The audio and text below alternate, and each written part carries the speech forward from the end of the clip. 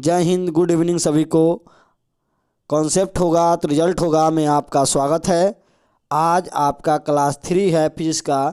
इसके पहले 2 क्लासेज हो चुकी है। अगर आपने नहीं देखा है तो वो दोनों क्लासेज को देख लेंगे तो आपको आज क्लास ज़्यादा ढंग से समझ में आएगा। ऐसे पूरा प्रयास करेंगे हम कि आपको पूरी तरह से समझ में आ जाए, लेकिन आपको दोनों क्लास देख लिए तो और ज़्यादा समझ में आएगा। ऐसे भी ऑफलाइन क्लासेस शुरू हो चुका है। टाइमिंग है 8 से 9 आपका टाइमिंग है फिजिक्स का। केमिस्ट्री टाइमिंग है 6:15 से 7 और बायो क्लास का टाइमिंग है 9 से 10। 1200 मात्र फी में आपको बायो क्लास पढ़ाया जा रहा है। बेहतर ढंग से पढ़ाया जा रहा है ताकि ज़्यादा से ज़्यादा समझ में आए। आपको पूरी तरह से प्रयास किया जा रहा है कि जितने भी सब्जेक्ट आपका मेन है वो आपको बेहतर ढंग से पढ़ा दी जाए ताकि स्कोर बोर्ड में ज़्यादा ज़्यादा कर सके आप, क्योंकि पहले भी इतिहास रच चुका है और फिर इतिहास रचने की बारी है। और की बार फिर इतिहास रचा जाएगा। क्लियर है? चलिए शुरू करते हैं। वीडियो को ज़्यादा से ज़्यादा लाइक करें, शेयर करें और क्या करें, सब्सक्राइब करें। ज़्यादा से ज़्यादा लाइक करें। समझ में नहीं आता है बोले थंब मारे। अगर समझ में यहाँ आता है, जहाँ बोला है कि हाँ आपको समझ में आता है थंब मारिए, ज़रूर बताएं ताकि हम में क्या होगा, हिम्मत है कि हाँ जी हम जो पढ़ा रहे हैं वो आपको प्रॉपर ढंग से समझ में आ रही है। चलिए क्लास को शुरू करते हैं बिना देरी करे हुए। और आज हम पढ़ेंगे आवेश के गुण के बारे में। आवेश के गुण में हम 2 गुण के बारे में पिछले क्लास में हम पढ़ चुके हैं। और दोनों गुण कौन कौन से थे? पहला गुण जो था वो था आवेश की निश्चरता। हम लिख देते हैं यहाँ पर आवेश का निश्चरता। और एक पढ़े थे हम दूसरा गुण जिसका नाम था आपका आवेश का संरक्षण। क्या पढ़े थे? आवेश का संरक्षण। आवेश का संरक्षण ये पढ़ चुके हैं।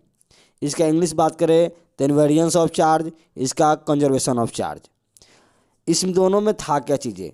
दोनों में था आपका कि पहले हम बात करेंगे आवेश का निश्चरता के बारे में। तो इसमें बताया गया था आपको कि आवेश गति करे या स्थिर रहे उसमें उसके गुण में कोई परिवर्तन नहीं होता है। फिर से बोल रहे हैं एक बार, आवेश गति करे या स्थिर रहे उसके गुण में कोई परिवर्तन नहीं होता है। लेकिन हाँ, एक चीज़ और याद रखने वाली बातें हैं कि इसके द्रव्यमान में अंतर आता है। क्या आता है? जब द्रव्यमान में अंतर आएगा कब? जब आवेश गति करेगा तब। लेकिन अगर गुण की बात करें तो आवेश स्थिर हो या गति कर रहा हो इसके गुण में कोई परिवर्तन नहीं होता है। ये था कौन सा? आवेश का निश्चरता यानी इनवेरियंस ऑफ चार्ज। दूसरा बात करते हैं गुण का, आवेश का संरक्षण। इसमें बताया गया आवेश को ना तो उत्पन्न किया सकता है और ना ही नष्ट किया सकता है, केवल और केवल इसका स्थानांतरण किया सकता है। वर्ड देखिएगा, बोल रहे हैं स्थानांतरण किया सकता है। क्लियर हो गया होगा। चलिए इसके बाद हम बात करेंगे तीसरा जो होगा और मोस्ट इम्पोर्टेंट होगा, और वो तीसरा जो गुण है वो है आपका आवेश का क्वांटमीकरण। क्या है? आवेश का क्वांटमीकरण। आवेश का क्वांटमीकरण। आवेश का क्वांटमीकरण। क्वांटमीकरण क्लियर हो गया। इंग्लिश में बात करेंगे क्वांटाइजेशन ऑफ चार्ज। क्या बात करेंगे? Quantization of charge. ये मोस्ट इम्पोर्टेंट है, आपको हमेशा ये याद रहना चाहिए। अगर ये भूल गए तो स्कोर कम कराने के जगह पर आप हैं। आप चाहते हैं कि हमारा स्कोर ज़्यादा ना आए, अगर इसको भूल गए तो। इससे हमेशा सवाल आता रहा है और आता रहेगा। 2024 में भी इस पर सवाल पूछा गया है। चलिए अब ये जानेंगे कि आवेश क्वांटमीकरण होता क्या है। किसके बारे में? आवेश क्वांटमीकरण। इसमें बोला गया कि किसी भी वस्तु को जो आवेश होगा, किसी भी वस्तु का, हम यहाँ पर लिख देते हैं, किसी भी वस्तु का आवेश जो होगा वो इलेक्ट्रॉन पर जो चार्ज होगा, किस पर? इलेक्ट्रॉन पर जो आवेश होगा उसका पूर्णांक गुणज होगा, यानी Ne। N क्या है? ये संख्या है। N क्या, E क्या है? इलेक्ट्रॉन पर आवेश जितना होता है वो ई का मान होता है। क्लियर हो गया। देखिए किसी भी वस्तु का आवेश जो होगा वो इलेक्ट्रॉन के आवेश का कैसे गुणज होता है, गुणज मतलब गुना करके आएगा। पूर्णांक गुणज यानी कि n का जो मान होगा 1 हो सकता है, 2 हो सकता है, 3 हो सकता है, 4 हो सकता है, डॉट डॉट डॉट कहाँ तक, n तक, यानी कि पूर्णांक में हमेशा इसका मान होगा। क्लियर हो गया। तो आपको बातें समझ में आ गई होगी कि n का मान क्या क्या पॉसिबल है। क्लियर हो गया। अब यहाँ पर बात करेंगे हम कि Q का जो मान है हमेशा कैसा आएगा। तो देख लीजिएगा E के साथ गुना करने के बाद आएगा। इस पर एक सवाल पूछा जाता है, बहुत बढ़िया सवाल पूछा जाता है। किसी वस्तु का आवेश, किसी वस्तु को अगर आवेशित करना है कितना कूलाम, 1 कूलाम। बढ़िया से लिख देते हैं हम ताकि ध्यान से आपको समझ में आ जाए। हमने कहा एक वस्तु है, उसको आवेशित करना है 1 कूलाम, तो आपको बताना होगा कितना इलेक्ट्रॉन निकालना होगा। कितना इलेक्ट्रॉन, वाट का साइन लगा दिए, मतलब कितना इलेक्ट्रॉन निकालेंगे ताकि उस वस्तु पर कितना आवेश उत्पन्न होना चाहिए, 1 कूलाम आवेश उत्पन्न होना चाहिए। इस सवाल बनाने के लिए फार्मूला पर जाना पड़ेगा। कितना आवेशित करना है वस्तु को, 1 कूलाम, तो लिखेंगे Q बराबर 1, पता है आपको। संख्या नहीं पता, कितना निकालना है नहीं पता, लेकिन ई का मान पता है 1.6 गुने 10 का पावर माइनस का 19, ये पता है। हमको n चाहिए तो क्या n बराबर लिख सकते हैं 1/1.6 गुने 10 का पावर माइनस का 19, 1.6 गुने 10 का पावर माइनस का 19 लिख सकते हैं। ये माइनस वाला ऊपर जाते क्या हो जाएगा, 10 का पावर 19 गुने दशमलव हटेगा तो हो जाएगा ऊपर 10 बटा में 16। इसको ऐसे भी लिख सकते हैं 10 का पावर 18 गुने 100, इसमें से 10 निकाल लिया और 10 से गुना कर दे, कितना 100 बटा में हो जाए कितना आपका, बटा में आपका जो था 16, 16×96 भाग दीजिएगा 6.25 गुने 10 का पावर 18। हम इसको लिख देते हैं 1 कूलाम अगर आवेशित करना है वस्तु को तो 6.25 गुने 10 का पावर 18 इलेक्ट्रॉन का स्थानांतरण होना चाहिए। अब ये जो है पॉइंट और ये जो लाइन है ये आप याद करके रखें क्योंकि मस्ट इम्पॉर्टेंट है ये। इससे 2 सवाल 2 बार कर लिया आपके बोर्ड में, 12 के बोर्ड में। हम बताते चलेंगे कि सवाल कहाँ से कैसे पूछता है ताकि आप ज़्यादा से ज़्यादा स्कोर कर सके। पहले भी इतिहास रह चुका है कुमार क्लास से, 93 94 तक गया है स्कोर, और अब चाहते हैं कि अब फिर से स्कोर जो है आप लोग भी लाएँ ताकि कुमार क्लासेज एक जो उम्दा है वो बना रहे आपके पास। क्लियर है। चलिए शुरू करते हैं। हमने कहा कि अगर 1 कूलाम आवेश अगर वस्तु पर करना है तो आपको 6.25 गुने 10 का पावर 18 इलेक्ट्रॉन का स्थानांतरण करना होगा। अब आप सोचिए अगर 2 कूलाम आवेशित करना है तो कितना से गुना करिएगा, 2 से। अगर 3 कूलाम कहेगा तो कितना से, 3 से, यानी कहेगा 3 कूलाम वस्तु को आवेशित करना है तो कितना इलेक्ट्रॉन का स्थानांतरण करना होगा। तो हमको पता है कि 1 कूलाम में 6.25 गुने 10 का पावर 18, 3 कूलाम कर रहा है तो 3 गुने 6.25 गुने 10 का पावर 18 करना होगा। सोचिए, इसको छोड़िए, 1 आम का दाम 10 रुपया, 3 आम का दाम नहीं बता सकते हैं आप, 3 गुने 10, 5 आम का दाम 5 गुने 10, 10 आम का दाम 10 गुने 10। क्लियर हो गया। तो ऐसे आप बता सकते हैं कि कितना आवेशित होगा, कितना इलेक्ट्रॉन आपका निकलेगा। क्लियर हो गया। अब आगे बढ़ते हैं। अब हमको पढ़ना जो है टॉपिक में वो पढ़ना है किसी भी वस्तु को आवेशित करने के लिए। हमें किसी वस्तु को आवेशित करना है तो आवेशित करने का क्या तरीका है मेरे पास, आवेशित करने का क्या तरीका है मेरे पास। जैसे आवेशित मतलब है कोई चीज़ ऐसे ही है, जैसे हम देखें कि मार्केट में गए तो एक दोस्त ऐसे ही खड़ा है, वो हमको देख नहीं रहा है, तो उसको हमको दिखाना है कि हम यहाँ पर हैं, वो हमको देखे, तो उसके लिए तरीका कितना है। एक तरीका ये है जाके धक्का रगड़ दीजिए, देह में दे मारिएगा धक्का, आपने देख लिया कौन भाई धक्का मारा, पता चल जाएगा कि वो तुम हो, ऐसे देख लिया। वो शराफत जैसा जाकर टच करो, बोलो कि हाँ जी हम हैं, एक तरीका ये है। दूसरा कि दूरे से ओछा जैसा छुकाली बंद छुकाली में कोई सजा मारो कि तुम्हारी ओर देख ले, यानी आवाज़ लगा दो तो देख लेगा। तो एक तरीका से ऐसे आपको देख सकता है। अर्थात वस्तु को आवेशित करने का 3 तरीका। एक का रगड़ दिया तो उसका नाम देते हैं घर्षण। क्या नाम देते हैं? घर्षण। दूसरा जाकर टच किया, छुआ और बता रहे कि हम हैं, उसको बोलते हैं चालन। और वैसे जैसे छुकाल मतलब किया और अगर तुमको देख लिया यानी आवाज़ दिया और तुमको देखा, समझ जाना, उसको बोलते हैं प्रेरण। तो जब भी ऐसा हो तो फिजिक्स जोड़ देना कि चालन काम किया है कि प्रेरण काम किया है कि घर्षण काम किया है। ऐसे में आपको फिजिक्स पूरी तरह से क्या हो जाएगा? याद हो जाएगा। तो हम बात करते हैं किसी भी वस्तु को आवेशित करने का 3 तरीका। धक रगड़ दो, टच करो या फिर उसको दूर से ही आवाज़ दो। टच रगड़ दिया, घर्षण, टच किया, चालन, आवाज़ लगा दिया, प्रेरण। क्लियर हो गया? यानी आवेश को आवेशित कर किसी भी वस्तु को आवेशित करने के लिए, यानी वस्तु को आवेशित करने के लिए वस्तु को आवेशित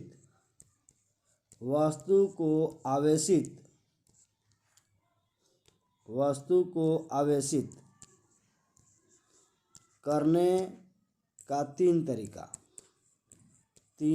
तरीका। पहला बात करेंगे घर्षण, पहला किसका?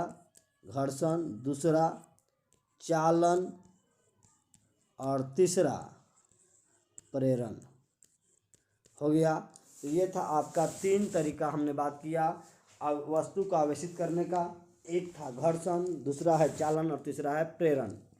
अब बात करेंगे कि चालन में कैसे करते हैं। तो पहले ही बता दिए, एक वस्तु को दूसरे वस्तु से रगड़ेंगे अगर आप, तो वैसे जो आवेशित होगा उसे कहा जाएगा चालन।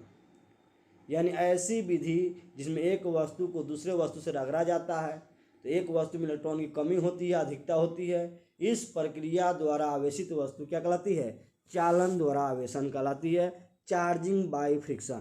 क्या बोलेंगे? एक वस्तु है, यहाँ पर दिखाते हैं। अगर आपको पेज चाहिए तो कुमार क्लासेज का जो आपका टेलीग्राम चैनल है, कुमार क्लासेज 9, लिंक में दिया रहेगा, आप वहाँ से जाकर ज्वाइन कर लीजिएगा और वहाँ से अपना पेज देख सकते हैं, सब लिखा हुआ है। चलिए शुरू करते हैं। हमने कहा चालन द्वारा यानी कि घर्षण द्वारा। किसके द्वारा? घर्षण द्वारा बात कर रहे थे हम। घर्षण द्वारा आवेशन, घर्षण द्वारा आवेशन। क्लियर हो गया? घर्षण द्वारा आवेशन। अब बात करना है कि कैसे आवेशित किए वस्तु को। तो एक को दूसरे से रगड़ दिया। अब दिमाग में ये आया कि 2 वस्तु को रगड़ेंगे तो ऑब्वियस है कि एक पर धन आवेश होगा, एक पर ऋण आवेश आएगा।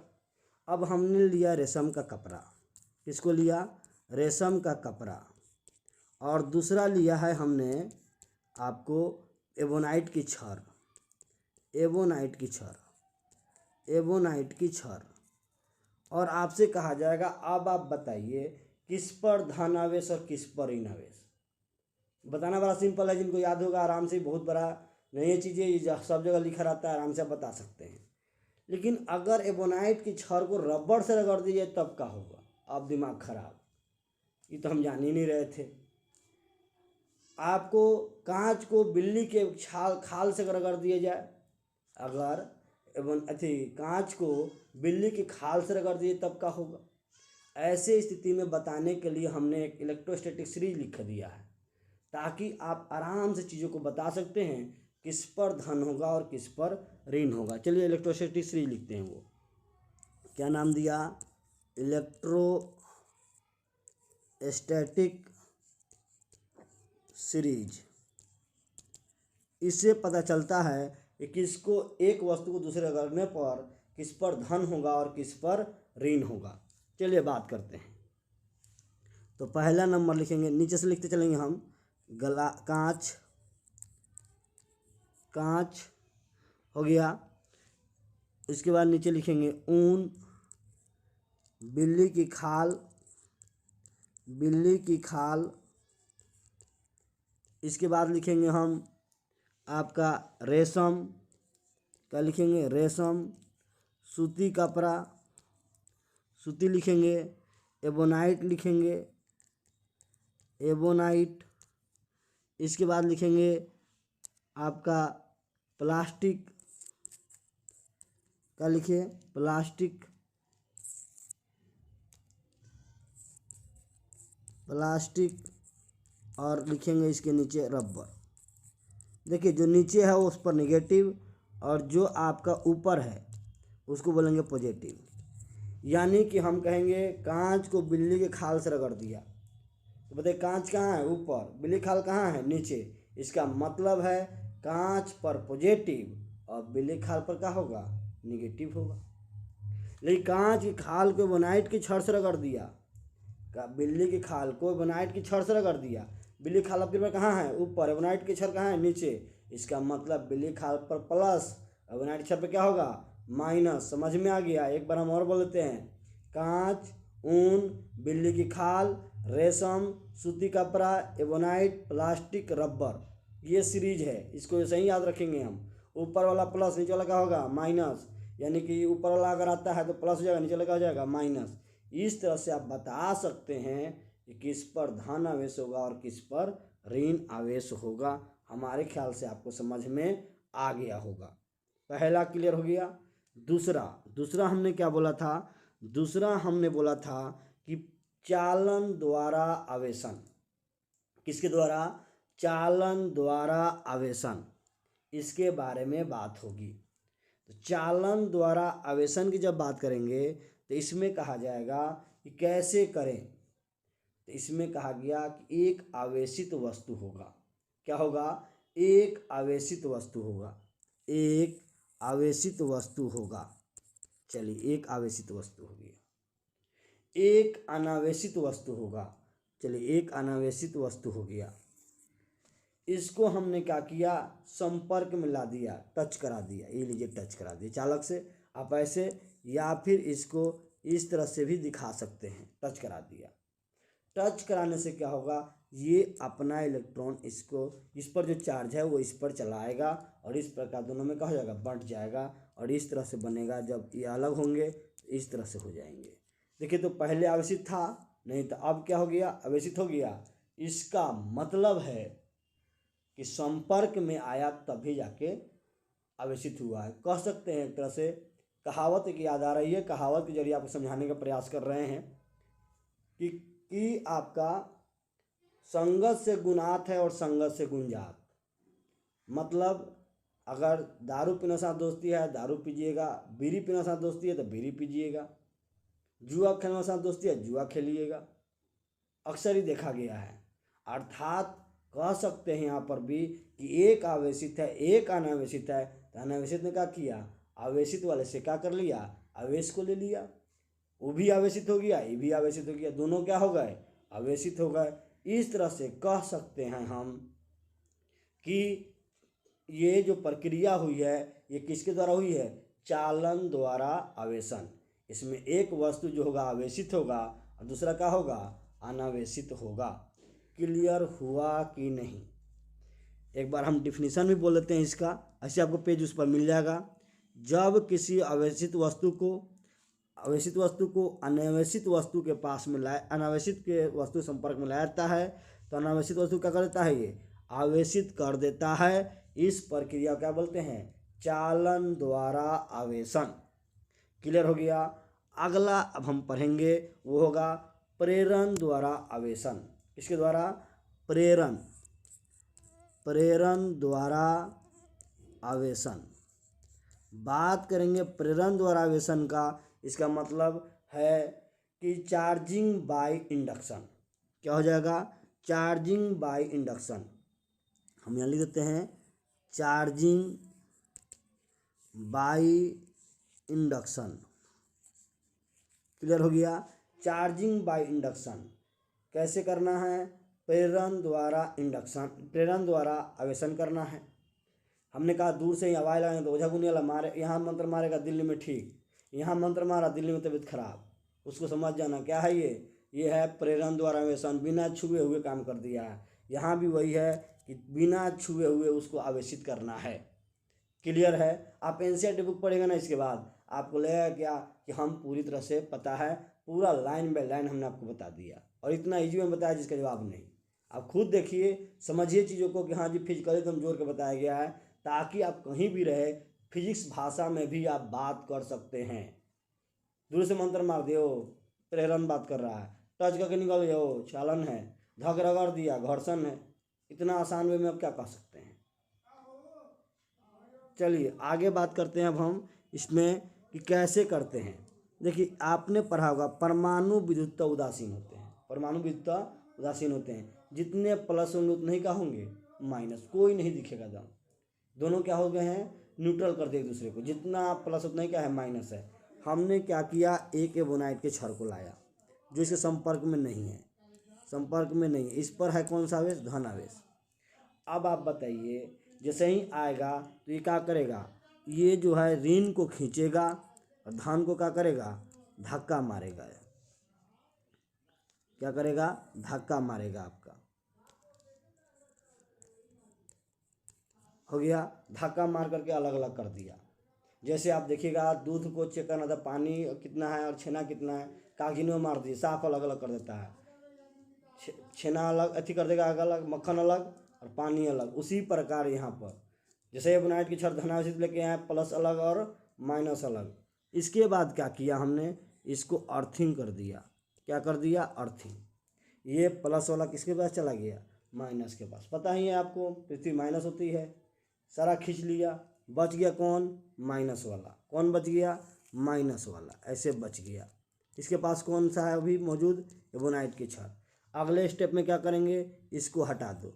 अब जैसे ही हटा दिए तो क्या होगा, बिखर जाएगा, बिखरेगा तो क्या हो जाएगा जी, ये हो जाएगा पूरी तरह से माइनस माइनस माइनस माइनस। अब आप बताइए क्या ये जो है आपका पूरी तरह बिखर गया, और ये जब बिखर गया तो इसी को बोलते हैं हम क्या, कि ये आवेशित हो गया, क्योंकि इस पर चार्ज जब आपको दिखना शुरू हो चुका है, निगेटिव चार्ज। अब आप बोलिए क्या ये आवेशित हुआ कि नहीं हुआ, कहिए कि हाँ हो गया। तो इस तरह से कह सकते हैं कि ये आवेशित हो गया, एक जो उदासीन था वो क्या हो गया है, आवेशित हो चुका है। तो इस प्रकार हम कह सकते हैं कि हमने किसी भी वस्तु को क्या कर दिया, आवेशित कर दिया। आज हमने अभी तक क्या पढ़ा, हमने पढ़ा आवेश का क्वांटमीकरण, तीसरा गुण था। क्लियर हो गया।